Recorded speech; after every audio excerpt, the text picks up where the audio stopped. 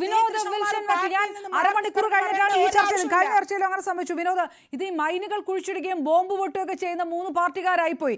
അതുകൊണ്ടാണ് കൂടുതൽ സമയം കൊടുക്കേണ്ടി വന്നത്. സത്യത്തിൽ ഇപ്പോൾ ഗാലറിയിൽ ഇരുന്ന് കളി കാണുന്ന രാഷ്ട്രീയ പാർട്ടികളാണ് ആം ആദ്മി പാർട്ടി തൽക്കാലം കേരളത്തിൽ. പക്ഷേ ഇതൊരു ചെറിയ രാഷ്ട്രീയ ആയുധങ്ങളല്ല.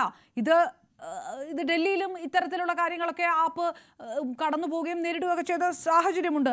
പക്ഷേ തദ്ദേശ തെരഞ്ഞെടുപ്പ് വരുന്നു, നിയമസഭാ തെരഞ്ഞെടുപ്പ് വരുന്നു. ഏത് തരത്തിലേക്ക് ഈ രാഷ്ട്രീയ ആരോപണങ്ങൾ മുന്നോട്ട് പോകുന്നു? ഇതെങ്ങനെ വോട്ട് ചെയ്യുന്ന ജനങ്ങളെ അപഹാസ്യരാക്കുന്നു? രാഷ്ട്രീയ പാർട്ടികൾക്ക് ഒരു മിനിമം ധാർമ്മികത വേണ്ടേ എന്ന് ചോദിക്കേണ്ടതായിട്ട് വരുന്നു മാധ്യമങ്ങൾക്ക്. തീർച്ചയായിട്ടും ഞാനതാണ് ഇങ്ങനെ ആലോചിച്ചുകൊണ്ടിരിക്കുന്നത്, എന്താണ് ഇതിൽ പറയേണ്ടതെന്ന്. കാരണം ബോംബ്, പട്ടി, പടക്കം, പശു, കാള എന്നൊക്കെയാണ് കുറെ ദിവസമായിട്ട് കേരള രാഷ്ട്രീയത്തിൽ കാണുകയും കേൾക്കുകയൊക്കെ ചെയ്യുന്നത്. ഞാൻ അപർണ, ഈ വിഷയത്തിൽ എൻ്റെ ഒരു ആംഗിൾ എന്ന് പറയുന്നത് ഈ പോസ്റ്റ് ട്രൂത്ത് എന്ന് പറയുന്ന ഒരു പദപ്രയോഗം ഉണ്ടല്ലോ. അതായത് വസ്തുതകളും സത്യങ്ങളും ആൾക്കാർക്ക് അറിയണ്ട, എന്താണ് സംഭവിക്കുന്നത് അറിയണ്ട, മറിച്ച് അവരുടെ വിശ്വാസങ്ങൾ, അവരുടെ വൈകാരിക തലങ്ങൾ അവിടെ നിന്ന് മാത്രമുള്ളത് അവര് സ്വീകരിക്കുകയും ഒരു എന്താ പറയുക, ഒരു ക്യാബിൻ സിസ്റ്റത്തിലേക്ക് അവരുടെ ആവശ്യമുള്ള കാര്യങ്ങളെ മാത്രം എടുക്കുകയും അത് പ്രചരിപ്പിക്കുകയും ചെയ്യുന്ന ഒരു വൈകാരിക തലം, അതാണ് പോസ്റ്റ് ട്രൂത്ത് എന്ന് പറയുന്നത്. ഒരുപക്ഷെ ഓക്സ്ഫോർഡ് അവരുടെ വാക്കിൽ ഏറ്റവും കൂടുതൽ സെർച്ച് ചെയ്യപ്പെട്ട ഒരു വേർഡ് കൂടിയാണ് പോസ്റ്റ് ട്രൂത്ത് എന്ന് പറയുന്നത്. അപ്പം സത്യത്തിൽ ഇവിടെ ഇപ്പൊ കേരളത്തിൽ സംഭവിച്ചുകൊണ്ടിരിക്കുന്ന രാഹുൽ മാങ്കൂട്ടത്തിന്റെ വിഷയം, ഇന്ന് പ്രതിപക്ഷ പറഞ്ഞ മറ്റൊരു വിഷയം, ഇതില് വസ്തുതകൾ അല്ലെങ്കിൽ ഇതിന്റെ തെളിവുകൾ ഒക്കെ പൊതുസമൂഹത്തിൽ ആരോപണങ്ങളായിട്ടൊക്കെ ഉണ്ടെങ്കിൽ പോലും ഒരു ക്യാബിനിൽ നിന്ന് ഒരു സാധനം ക്രിയേറ്റ് ചെയ്യപ്പെടുന്നു, ഇപ്പുറത്ത് ക്രിയേറ്റ് ചെയ്യപ്പെടുന്നു. ജനങ്ങൾ സത്യത്തിൽ ഇതിൽ എന്താണ് സംഭവിക്കുന്നത്, എവിടെയാണ് ഇതിന്റെ സത്യങ്ങൾ, എന്താണ് വസ്തുതകൾ എന്നുള്ളത് പലർക്കും പിടികിട്ടിയിട്ട് പോലും ഇല്ല.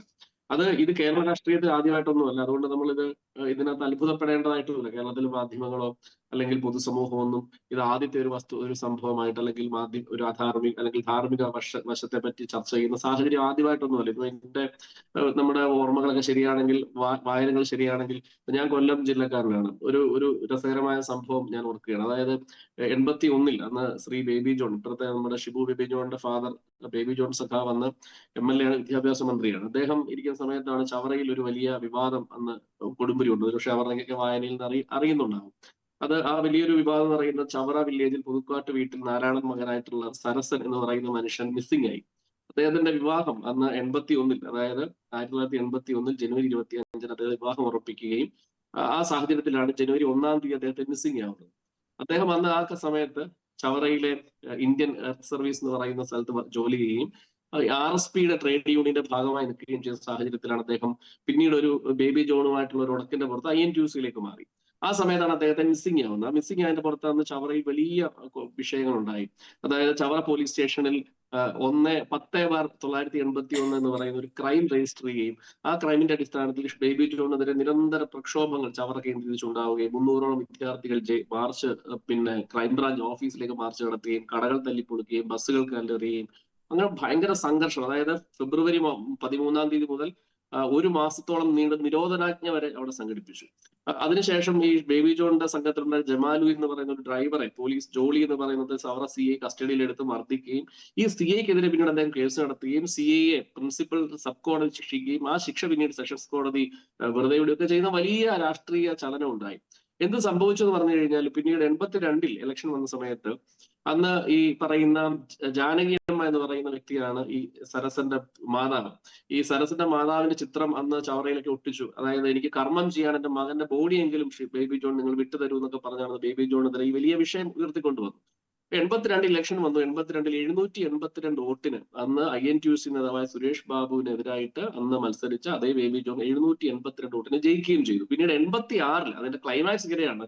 86 അതായത് 4 വർഷങ്ങൾക്ക് ശേഷം ഈ പറയുന്ന സരസനെ കർണാടകയിലെ കുന്താപൂരിൽ നിന്ന് പോലീസ് അറസ്റ്റ് ചെയ്യുകയും അങ്ങനെ പിന്നീട് നിയമസഭയിൽ അന്ന് മുഖ്യമന്ത്രിയായ കരുണാകരൻ ക്രൈംബ്രാഞ്ച് അന്വേഷണം നടക്കുക. ബേബി ജോൺ പറഞ്ഞു ഇതിന്റെ സത്യാവസ്ഥ പുറത്തു വരണമെന്ന് 4 വർഷങ്ങൾക്ക് ശേഷം നിയമസഭയിൽ പറയും.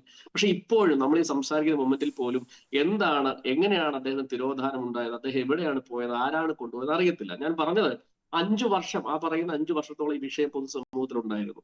അന്നുകൊണ്ട് ഈ പോസ്റ്റ് ട്രൂത്ത് കാലം, അന്നുകൊണ്ട് ഇന്നുകൊണ്ട്. അപ്പൊ അതുകൊണ്ട് ഈ രാഷ്ട്രീയത്തിൽ ഇതൊക്കെ അങ്ങോട്ടും ഇങ്ങോട്ടും ഉള്ളതാണ്. പക്ഷെ ഇതിനിടയ്ക്ക് ഞാൻ പറഞ്ഞു പോകാൻ ആഗ്രഹിക്കുന്ന 1-2 പ്രധാനപ്പെട്ട കാര്യം, കേരളത്തിൽ ഞെട്ടേണ്ടതായിട്ട് ഒരുപാട് വസ്തുതകൾ ഈ 4-5 ദിവസം മാധ്യമങ്ങളോ അല്ലെങ്കിൽ പൊതു രാഷ്ട്രീയങ്ങളോ ഒന്നും കണ്ടിട്ടില്ല. ഒരു പ്രധാനപ്പെട്ട കാര്യം ഇന്ന് ഒരുപക്ഷെ ചെറിയ കോളം ന്യൂസ് ആയിട്ട് ഒതുങ്ങിപ്പോയി. നമുക്കറിയാം ഉദയകുമാർ ഉരുട്ടിക്കൊല എന്ന് പറയുന്ന ഒരു കൊലക്കേസ് ഉണ്ടായി കേരളത്തിൽ. അതായത് കസ്റ്റഡി മർഡർ കേസാണ്. കസ്റ്റഡിയിൽ ഒരു ഉദയകുമാർ എന്ന് പറയുന്ന ഒരു മനുഷ്യനെ പോലീസുകാർ കൊന്ന ഒരു കേസിൽ തിരുവനന്തപുരം CBI കോടതി ആ കേസ് ശിക്ഷിക്കുകയും പിന്നീട് ഇന്ന് കേരള ഹൈക്കോടതി മുഴുവൻ പ്രതികളെയും വെറുതെ വിട്ടു.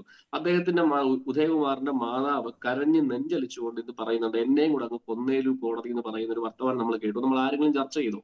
അപ്പൊ നമ്മൾ നാളെ പോലെ ചർച്ച ചെയ്യുന്ന പോകുന്നതായിരിക്കും ഈ വിഷയത്തിൽ കോടതിയെ കുറ്റം പറയും, പ്രതിഭാഗം കേസ് നടത്തിയ അഭിഭാഷകനെ കുറ്റം പറയും. പക്ഷേ അല്ല, കോടതി കണ്ടെത്തിയ ഏറ്റവും വലിയ നിരീക്ഷണം ഈ കേസ് അന്വേഷിച്ച CBI അതീവ ഗൗരവപരമായിട്ടുള്ള, അല്ലെങ്കിൽ ഒരിക്കലും ഒരു കാരണവശാലും തിരുത്താൻ കഴിയാത്ത രീതിയിൽ കേസ് കൊളമാക്കി അന്വേഷിച്ചു എന്നുള്ള കണ്ടെത്തലിന്റെ പുറത്താണ് ഉദയകുമാർ കേസിലെ മുഴുവൻ പ്രതികൾ, രണ്ടുപേർക്ക് വധശിക്ഷ കിട്ടിയ കേസാണെന്ന് ആലോചിച്ചു. CBI കോടതി വധശിക്ഷ കൊടുത്ത കേസിൽ ഇന്ന് അവരെ മുഴുവൻ പ്രതികളെയും വെറുതെ വിട്ടുള്ള വിധി വന്നു. ആ വിധി വരുമ്പോൾ നമ്മൾ കോടതിയെ കുറ്റം പറഞ്ഞിട്ട് കാര്യമില്ല, അല്ലെങ്കിൽ പ്രതിക്ക് വേണ്ടി ഹാജരായ വക്കീലെ കുറ്റം പറഞ്ഞിട്ട് കാര്യമില്ല. എന്താണ് സംഭവിച്ചത്? CBIയുടെ അന്വേഷണം അങ്ങനെ ഏറ്റവും മോശകരമായിരുന്നു. ഇന്നലെ ഇതേ CBIയും ഇതേ EDയും ചേർന്ന് നിങ്ങളിപ്പം അപർണ സൂചിപ്പിച്ചല്ലോ, ഡൽഹിയിൽ 16 മണിക്കൂർ നീണ്ട റെയ്ഡാണ് സൗരവ് ഭരദ്വാജ് എന്ന് പറയുന്ന മുൻ ഡൽഹിയിലെ മന്ത്രിയുടെ വീട്ടിൽ രാത്രിയിൽ 2 മണി വരെ നീണ്ട റെയ്ഡ് നടത്തി. 16 മണിക്കൂർ നീണ്ട റെയ്ഡ് നടത്തി. ഒരു തെളിവും കണ്ടു കിട്ടിയിട്ടില്ല. നമുക്കറിയാം, ഈ രാഹുൽ മാങ്കൂട്ടത്തിലെ കേസ് നടക്കുന്ന സമയത്താണ് BJPയുടെ വൈസ് പ്രസിഡന്റ് ആണ് എനിക്ക് തോന്നുന്നു ഗോപാലകൃഷ്ണൻ, അദ്ദേഹം പറഞ്ഞൊരു സ്റ്റേറ്റ്മെന്റ് ഉണ്ട്, ഇന്ത്യ ഒട്ടാകെ ഇവരുടെ വോട്ടിംഗ് ക്രമക്കേടിനെ പറ്റി ഇലക്ഷൻ കമ്മീഷൻ BJPയുടെ സഖ്യകക്ഷിയായി പ്രവർത്തിക്കുന്നതിനെ പറ്റി രാജ്യം ഒട്ടാകെ ചർച്ച ചെയ്യുമ്പോൾ തൃശ്ശൂരിലെ BJP നേതാവ് ഗോപാലകൃഷ്ണൻ പറഞ്ഞു, ഞങ്ങൾ കാശ്മീരിൽ നിന്ന് ആളെ കൊണ്ടുവന്ന് വേണേ വോട്ട് ചെയ്യുക എന്ന് പറഞ്ഞ സ്റ്റേറ്റ്മെന്റ് ഉണ്ടായി. ആരും ചർച്ച ചെയ്തില്ല. ഒരു 4 ദിവസം മുമ്പാണ് കേരളത്തിൽ വിജിലൻസുമായി ബന്ധപ്പെട്ട്, ക്രമക്കേടുമായി ബന്ധപ്പെട്ട് മുഖ്യമന്ത്രിയുടെ അരിമശിഷ്യനായ അജിത് കുമാറിന് ക്ലീൻ ചിറ്റ് കൊടുത്ത വിഷയത്തിൽ വിജിലൻസ് കോടതി മുഖ്യമന്ത്രിയെ പേരെടുത്ത് വിമർശിക്കുന്ന സാഹചര്യമുണ്ട്. ആരും ചർച്ച ചെയ്തിട്ടില്ല. ഞാൻ പറഞ്ഞു വരുന്നത്, ഈ സാഹചര്യങ്ങളൊക്കെ നിൽക്കുമ്പോൾ മാധ്യമങ്ങൾ ഈ വിഷയങ്ങൾ സംസാരിക്കുമ്പോൾ ഇവര് തമ്മിലുള്ള അഡ്ജസ്റ്റ്മെന്റ് രാഷ്ട്രീയം, അല്ലെ ഇവര് തമ്മിലുള്ള ചില കൊടുക്കൽ വാങ്ങലുകൾ, ഇവർ തമ്മിലുള്ള ചില ഇടപാടുകൾ ഒന്നും ചർച്ച ചെയ്യപ്പെടാതെ പോകുന്നു എന്നുള്ളത് സത്യത്തിൽ രാഷ്ട്രീയം ആഗ്രഹിക്കുന്ന, പ്രത്യേകിച്ച് രാഷ്ട്രീയത്തെ നോക്കിക്കാണുന്ന ചെറുപ്പക്കാരൊക്കെ അതിൽ ബുദ്ധിമുട്ടുണ്ട് എന്ന് മാത്രം പറയാനാണ് ഈ സമയത്ത് ഞാൻ ആഗ്രഹിക്കുന്നത്. പക്ഷെ ഇതൊരു പോസ്റ്റ് ട്രൂത്തിന്റെ കാലമാണ്. ഇതിന്റെ സത്യങ്ങൾ, ഇതിന്റെ യഥാർത്ഥ വസ്തുതകൾ എന്താണ്? ഇപ്പൊ ഇന്ന് തന്നെ ഈ ഇദ്ദേഹത്തെ പറ്റിയുള്ള കൃഷ്ണകുമാറിനെ പറ്റിയുള്ള വാർത്ത വരുന്നു. അവര് പറയുന്നു ഇത് 2011 കാര്യമാണെന്ന് പറയുന്നു. കുറെ ചാനലുകാർ ആ ഭാഗം കാണിക്കുന്നു, കുറെ പേര് ഇത് കാണിക്കുന്നു. പക്ഷെ എന്താണ് വസ്തുത എന്ന് ആർക്കും മനസ്സിലാവുന്നില്ല. പക്ഷെ കുറെ കാലം കഴിയുമ്പോൾ തെളിയുമായിരിക്കും. എന്തായാലും ഒരു കാര്യം മാത്രം പറഞ്ഞുകൊണ്ട് ഞാൻ ഈ സമയത്തെ ചർച്ച ഞാൻ അവസാനിപ്പിക്കാം. അതായത് കേരള രാഷ്ട്രീയത്തിൽ ഇതിനു മുമ്പും ഇത്തരത്തിൽ ചാരക്കേസിന്റെ ആരോപണം ഉണ്ടായി, സൂര്യനെല്ലി കേസ് ഉണ്ടായി, വിവാദങ്ങളൊക്കെ ഉണ്ടായിട്ടുണ്ടെങ്കിലും ഈ അടുത്ത കാലത്തായി ഈ അഡ്ജസ്റ്റ്മെന്റ് രാഷ്ട്രീയം, പ്രത്യേകിച്ച് BJPക്ക് കേരളത്തിൽ CPM പാതതിരിച്ചു കൊടുക്കുന്ന ചില അഡ്ജസ്റ്റ്മെന്റ് രാഷ്ട്രീയം ചർച്ച ചെയ്യപ്പെടാതെ പോകുന്നു എന്നുള്ളത് വസ്തുതാപരമായ കാര്യമാണെന്ന് പറഞ്ഞുകൊണ്ട് ഞാൻ ഈ സംസാരം അവസാനിപ്പിക്കുകയാണ്. അഡ്വക്കേറ്റ് വസന്ത്